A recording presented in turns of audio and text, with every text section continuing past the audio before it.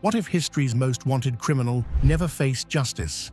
For 80 years, we've been told Adolf Hitler died in his Berlin bunker on April 30th, 1945. The war ended. The villain was gone. Case closed. Except the Soviets never showed the body. Stalin himself publicly claimed Hitler escaped. The FBI kept active files on Hitler's sightings in Argentina through the entire 1950s. And when scientists finally got their hands on the skull fragment Russia had been displaying as proof, it belonged to a woman. This isn't conspiracy theory territory. This is a genuine forensic nightmare that's frustrated investigators for nearly 8 decades. What we're about to uncover involves secret Nazi escape networks that definitely existed, declassified intelligence files that raise serious questions, and modern DNA testing that may have finally solved the mystery. But the answer changes everything we think we know about World War II's ending. Let's start with what you probably learned in school. April 1945. Berlin is falling. Soviet forces are closing in from all sides, and deep underground in a concrete bunker beneath the Reich Chancellery, Adolf Hitler knows it's over. The walls shake with every explosion. Time is running out. On April 26th, his generals deliver the final blow. The war is essentially lost. According to witnesses, Hitler has a complete meltdown. He rages, blames everyone, and collapses into despair. By April 29th, Hitler is contemplating how this will end. If he dies, he needs it to mean something. He needs to become a martyr. So that night, just after midnight, he marries his longtime companion Eva Braun in a brief civil ceremony. No celebration, just witnesses and the sound of artillery getting closer. The next morning, April 30th, Hitler retreats into his private quarters with Eva. Moments later, a gunshot. When aides enter, they find both bodies. Eva took cyanide, Hitler shot himself. His inner circle carries out his final orders. Take the bodies outside, douse them with gasoline, burn everything. Hitler had seen what happened to Mussolini 2 days earlier, captured and hung upside down in a public square. He was determined that wouldn't happen to him. In the middle of a burning city, they perform a hasty cremation in a shallow crater. Hours later, Soviet troops arrive and find charred remains. The Third Reich has fallen. Hitler is dead. Simple story, right? Here's where it gets complicated. The Soviet soldiers who first reached the bunker weren't treating it like a crime scene. They were treating it like a souvenir shop. People grabbed anything they could carry: Nazi flags, documents, personal items. The investigation was chaos. No careful forensic work. No photographs of the bodies. Just soldiers disturbing evidence everywhere. Fire experts later pointed out another problem. The amount of fuel used couldn't fully cremate 2 human bodies. Professional cremation requires sustained temperatures above 1,400 degrees for hours in a controlled environment. What Hitler's aides had was a few cans of petrol and an open-air fire. The bodies should have been much more intact. Some witnesses mentioned the body looked different. Not dramatically different, just off.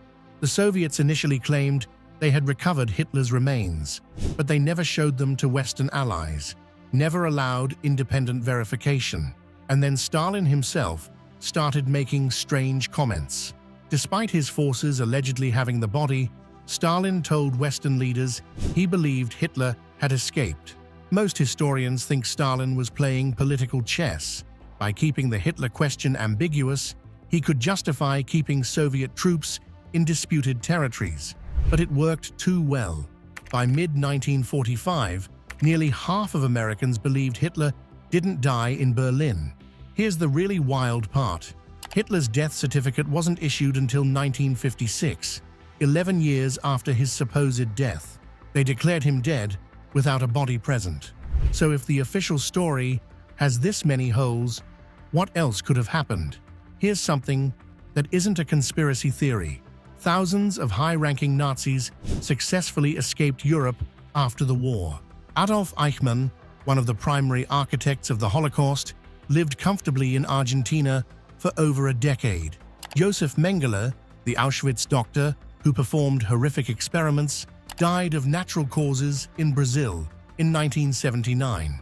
Walter Rauff, the SS colonel who designed mobile gas chambers, lived openly in Chile until 1984. Klaus Barbie worked for US intelligence before settling in Bolivia. These men used organized networks specifically designed to smuggle Nazis out of Europe. These networks were called rat lines, and they were terrifyingly efficient. The routes typically ran through Austria and Italy, often with help from sympathetic Catholic clergy and former SS contacts. A fugitive would arrive at a monastery with nothing. Within days, he'd have a fake passport, forged Red Cross papers, a new identity, and a ticket to South America. One organization, ODESSA, allegedly specialized in moving former SS officers to safety. Historians debate how centralized it was, but the results speak for themselves. Hundreds of Nazis vanished from Europe and resurfaced in South America with new names and stashed money. So when people ask whether Hitler could have escaped, the infrastructure definitely existed. The question is whether he used it. The most popular theory points to Argentina. Germany had established communities there dating back to the 1800s. By World War II, entire neighborhoods in Buenos Aires spoke primarily German. A refugee could blend in easily. After the war, Argentine President Juan Perón actively welcomed former Nazis. He saw them as skilled professionals. His government issued thousands of entrance permits to Germans with suspicious backgrounds. For a fleeing Nazi with connections, Argentina was practically a sanctuary. In 2011, British authors Gerard Williams and Simon Dunstan published a book called Grey Wolf that sent shockwaves through the historical community. They claimed Hitler escaped by submarine, following rat lines through Spain, and settled in Patagonia. They suggested he lived there until 1962, dying at age 73. They even claimed he and Eva Braun had 2 daughters, but witnesses came forward. An elderly man who had been a teenager in the 1940s claimed he worked at a monastery in Spain, where Hitler and Eva Braun stayed in 1945. He described specific details: Hitler's trimmed mustache, Eva's blonde hair, armed guards. He told the story with absolute conviction. Then there are the declassified intelligence files. FBI and CIA documents from the 1950s contain multiple reports of Hitler sightings in South America. One CIA file from 1955 includes a photograph of a man allegedly living in Colombia who bears a striking resemblance to Hitler. The agency received the tip from a former SS officer but never investigated due to limited resources. Were these credible sightings or mistaken identity? We don't know. They were never properly followed up. Some theories go wilder. There's the Antarctica hypothesis. Nazi Germany did send expeditions there in the 1930s, claiming territory they called Neuschwabenland.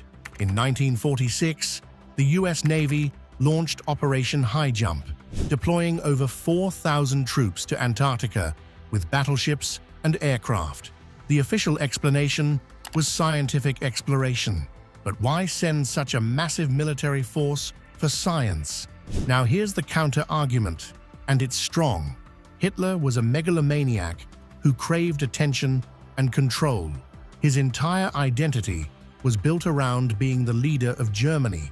The idea that he would abandon that and live quietly under an assumed name contradicts everything we know about his personality. He wanted to be remembered as a historic figure, even if that meant dying dramatically. There's also the timing. 2 days before Hitler's alleged death, Mussolini was captured and hung upside down in a public square. Hitler was reportedly deeply disturbed. He told his staff he would never allow himself to be captured. This fits perfectly with the bunker death narrative. Hitler wanted control over his death to control his image in history. Running away to live anonymously doesn't fit that psychological profile. So which story do we believe? That's where the physical evidence comes in. And this is where things get really interesting. For decades, the Soviet Union claimed they had Hitler's remains locked away in Moscow. Parts of a skull, fragments of jaw, some teeth. They never showed these publicly, never allowed independent examination. They insisted the evidence was conclusive. In 2000, Russia put the skull fragment on public display for the first time. A small piece of bone with a bullet hole. They claimed it proved Hitler died from a gunshot wound, exactly as witnesses described. The fragment was kept in the Russian state archives, carefully preserved in a controlled environment. For years, historians and scientists had requested access. Most were denied. Then, in 2009, everything changed. An American archaeologist named Nick Bellantoni was granted rare permission to examine the skull fragment. He was a bone specialist from Connecticut with decades of experience in forensic anthropology. The Russians allowed him to take samples for DNA testing, confident that science would finally silence the skeptics and vindicate their decades-long claims. The results shocked everyone. The skull didn't belong to Hitler. It didn't even belong to a man. DNA analysis showed it came from a woman, probably under 40 years old. Think about what this means. For over 60 years, the primary piece of physical evidence was actually someone else's skull. Was it Eva Braun's?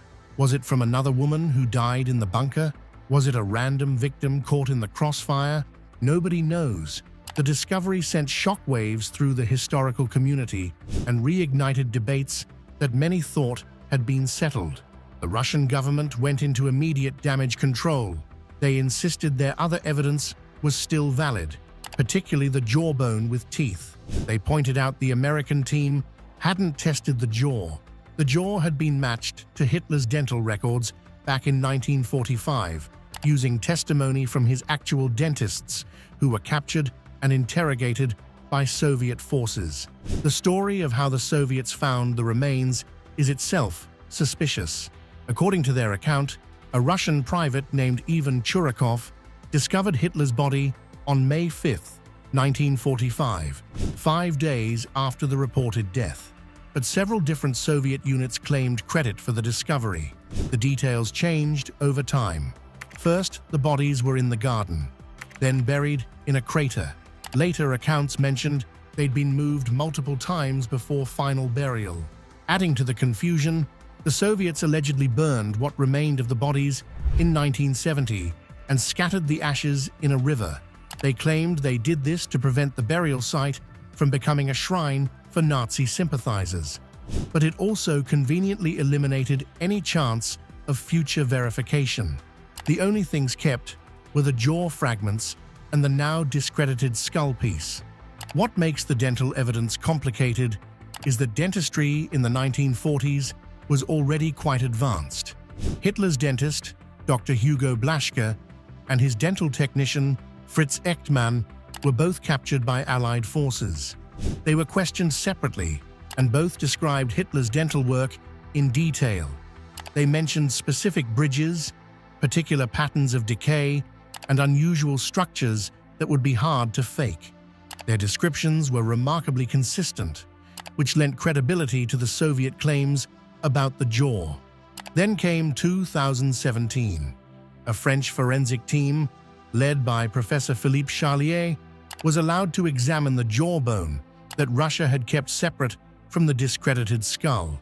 They were given limited access, but managed to conduct thorough examinations. They published their findings in the European Journal of Internal Medicine.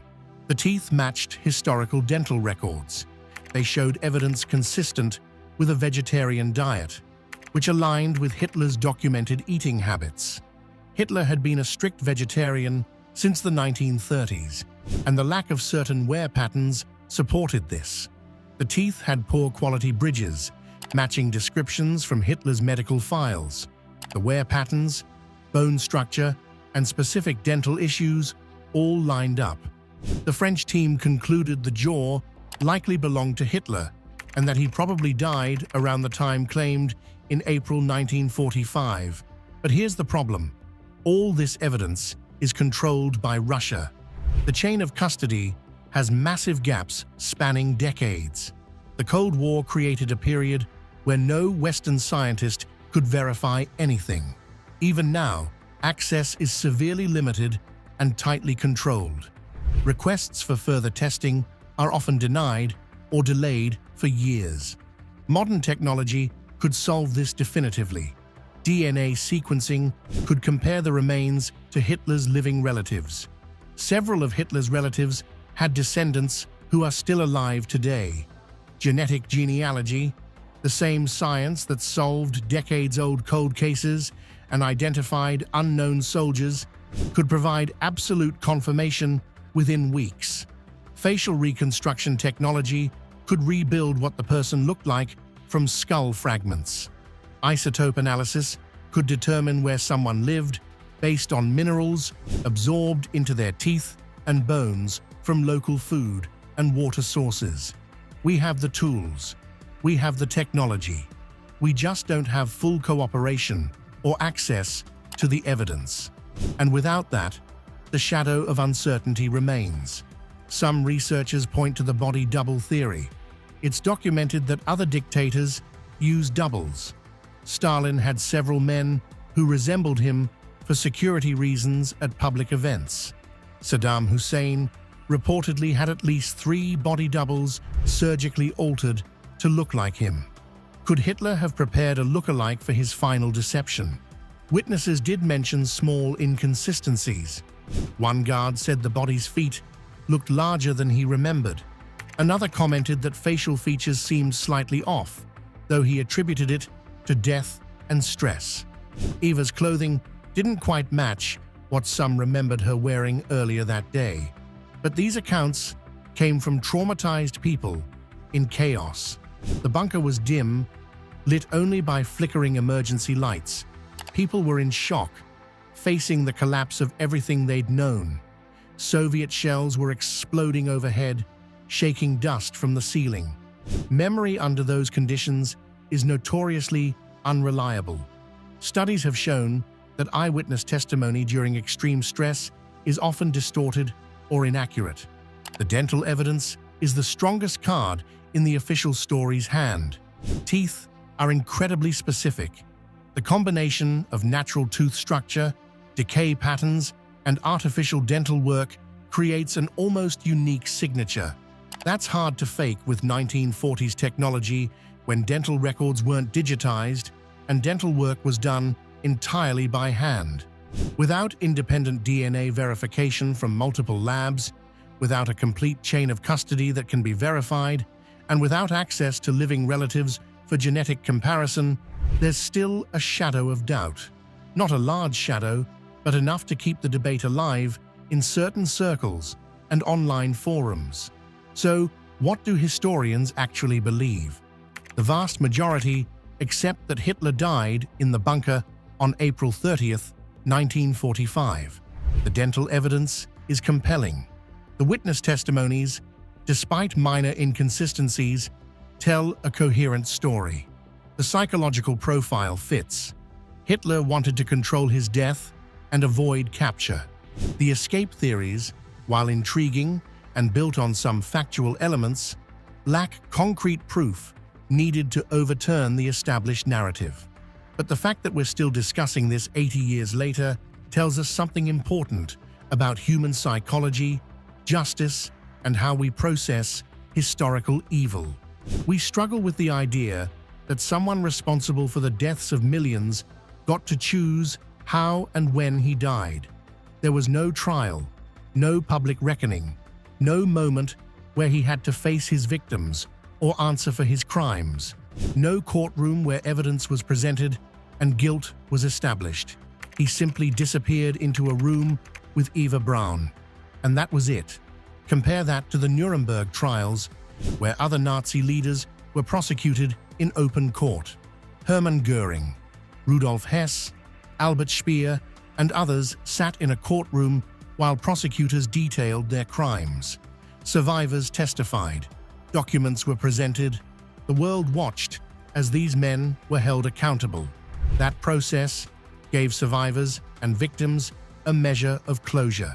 With Hitler, we got a story from witnesses who had every reason to lie, physical evidence controlled by a government that wouldn't share it, and decades of secrecy that bred suspicion. The Soviet secrecy made everything worse. By refusing to share evidence and changing their story multiple times, they created space for doubt to flourish. When the most powerful government in Eastern Europe claims Hitler is dead but won't show proof, and their leader suggests he escaped, trust evaporates. This matters beyond academic curiosity. It shapes how we think about accountability for authoritarian leaders today. When powerful people commit atrocities, we need clear endings. We need justice to be visible, not assumed. We need evidence that can be verified by independent parties, not locked in state archives. Look at how Adolf Eichmann was handled. He was captured, put on trial in Jerusalem, and executed in 1962. The trial was televised. Evidence was presented publicly. Survivors testified in court. There was no mystery, no conspiracy theories, no way to deny what happened. That's the standard we should expect. The Hitler escape theories persist because they tap into a fundamental fear that someone that evil could simply vanish, that justice could be avoided through planning and resources, that the most wanted criminal in history might have lived in comfort while his victims never got answers. It's a fear that resonates today whenever powerful people seem to escape accountability. There's also the family dimension. Hitler's nephew, William Patrick Hitler, was born in England. He moved to the United States, joined the US Navy, and fought against the Nazi regime. After the war, he changed his name and lived quietly. Other relatives reportedly made pacts never to have children, hoping to end the bloodline. They carried the weight of that name in ways most of us can't imagine. Today, we have the technology to resolve this mystery completely. Genetic genealogy could definitively confirm whether those remains in Russia belong to Hitler. Facial recognition I could analyze photographs with unprecedented accuracy. Advanced forensic techniques could extract information from the smallest bone fragments, but that requires cooperation, transparency, and access. As long as key materials remain locked away, the debate continues. Here's what we know for certain. The evidence overwhelmingly supports that Hitler died in his Berlin bunker on April 30th, 1945. The dental records match. The witness accounts align. The psychological profile makes sense. But the reason this mystery endures isn't about the evidence. It's about what that ending represents. Hitler spent 12 years terrorizing Europe and orchestrating the systematic murder of millions. He built an empire on hatred, started a war that killed over 70 million people, and created industrialized genocide on a scale never seen before. And then, when it all came crashing down, he got to choose his exit. No capture, no trial, no public accountability. That doesn't sit right with us, and maybe it shouldn't. The victims of the Holocaust never got closure. The families destroyed by war never got to see justice served. The people who suffered never got to see Hitler face consequences. They got a story about a bunker, a hasty cremation, and contested remains. They got decades of Soviet secrecy. They got enough ambiguity to fuel conspiracy theories for generations. The escape theories persist because they express a deeper truth about how we process evil. We want definitive endings. We want to see justice served visibly. We want proof that monsters don't get to write their own final chapters. When we don't get that, when history gives us ambiguity instead of closure, something in us rebels against accepting it. Perhaps the real lesson isn't about whether Hitler escaped. It's about why we need clear, verifiable, transparent evidence when history's darkest chapters close. It's about why documentation matters more than political convenience. It's about why we prosecute war criminals publicly, preserve evidence carefully, and share findings openly. Because when we don't, when we allow secrecy and ambiguity to cloud the historical record, we create fertile ground for doubt. And that doubt can be exploited, manipulated, and twisted into something dangerous. It can be used to deny atrocities, to rehabilitate monsters, to rewrite history. 80 years later, we're still talking about how Hitler died because we never got the closure that justice demands. We got a story that makes sense. We got evidence that mostly supports it.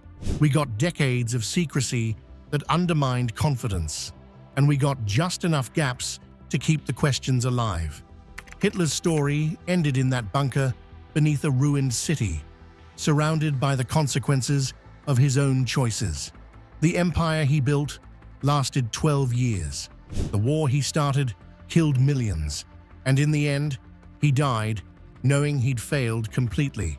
But the fact that we still question it, still search for definitive proof, still demand better answers, shows something important about humanity. We refuse to let evil disappear quietly into history. We demand evidence. We demand truth. We demand justice that can be verified.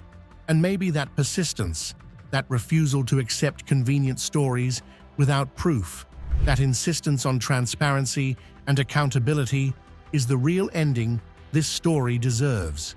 Not the ending Hitler wanted, where he controlled the narrative even in death, but the ending we need, one that reminds us that historical truth matters, that justice must be visible, and that the world deserves better than shadows and secrets when confronting its darkest moments.